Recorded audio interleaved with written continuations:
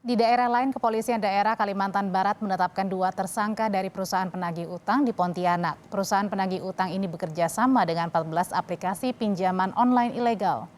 Penggerebekan kantor perusahaan penagih hutang online di Jalan Veteran adalah pengembangan pengungkapan kasus pinjaman online di Kecamatan Pontianak Selatan beberapa waktu lalu. 2 tersangka sudah ditetapkan dari 14 orang yang ditangkap dalam penggerebekan. Kedua tersangka berperan sebagai kapten yang bertugas melakukan pengawasan kepada para penagih pinjaman. Ternyata usaha yang mereka lakukan di rumah tempat yang kami curigai itu berupa usaha jasa penagihan dari pinjaman online.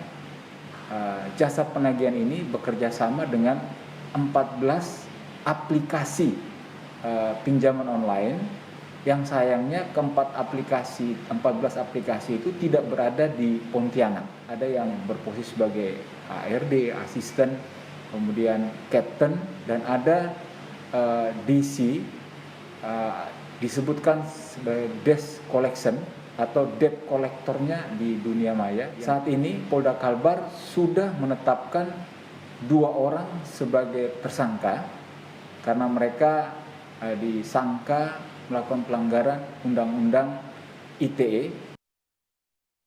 Ada rekan kami Doris Pardede di Pontianak, Kalimantan Barat yang melaporkan hasil penggerebekan pinjaman online ilegal yang dilakukan polisi. Doris, ini kedua tersangka dijerat dengan Undang-Undang Informasi dan Transaksi Elektronik ITE. Apa sebenarnya modus kejahatan mereka dan samakah juga dengan yang lain ini memeras lewat pesan pendek?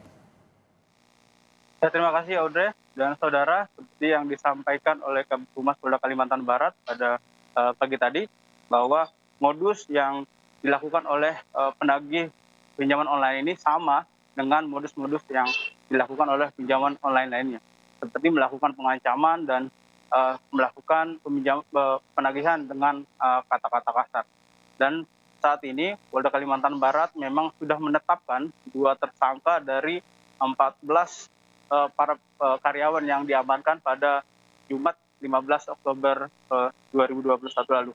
Untuk selengkapnya, mari kita saksikan dari wawancara yang sudah kami siapkan bersama Kabid Humas Polda Kalimantan Barat.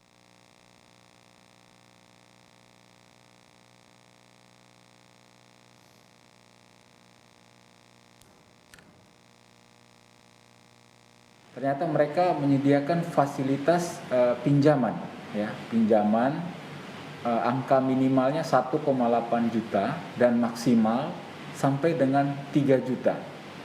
Dalam prakteknya, misalnya pinjaman yang paling kecil itu yang diterima oleh para nasabah itu hanya 1 juta saja, sedangkan 800 ribunya itu digunakan untuk pembiayaan administrasi. Dan para nasabah ini diberi waktu hanya 7 hari untuk segera mengembalikan atau membayar sejumlah hutang yang diberikan.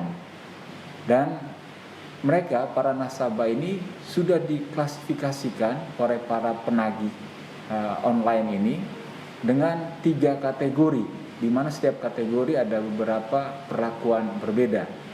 Kategori yang terakhir yaitu sudah jatuh tempo, cara penagihannya pun disisipi dengan nada-nada ancaman seperti menyebarluaskan data-data pribadi dengan sejumlah pinjaman yang ada yang tujuannya untuk mempermalukan nasabah sehingga segera membayar.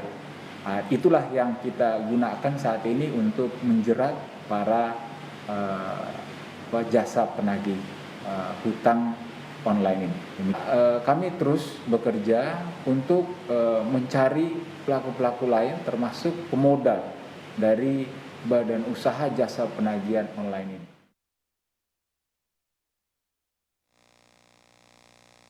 Ya, demikian dari update penangkapan pinjol yang ada di Kalimantan Barat. Kita kembali ke studio. Polisi bukan hanya fokus pada perusahaan pinjaman online, tetapi juga fokus lainnya adalah mengetahui siapa perusahaan penagih utang yang biasanya meresahkan korban ya dengan cara meneror dan lain sebagainya. Terima kasih laporannya dari Pontianak, Kalimantan. Doris Pardede melaporkan untuk Kompas Siang.